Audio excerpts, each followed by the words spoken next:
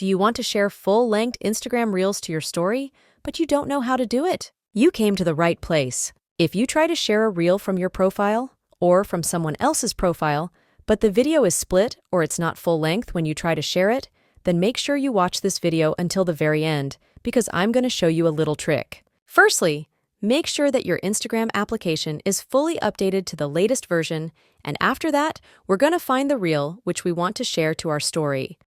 The first step is to get the reel link, so we will click on the share icon at the right side, and after that, we will tap on the copy link button.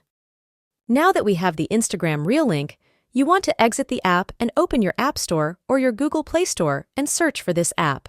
This app is free, and it is called Repost for Posts and Stories. This app will allow us to share full-length reels to our Instagram stories. So once you install this app, you want to open it, and then we will allow Instagram to paste the link on our app. If it prompts you to subscribe, you can just click on the X button at the top left corner of the screen, and let's go over to the next step. You can see that we have our reel in the app, so let's click on it to open it, and then tap on the Repost button.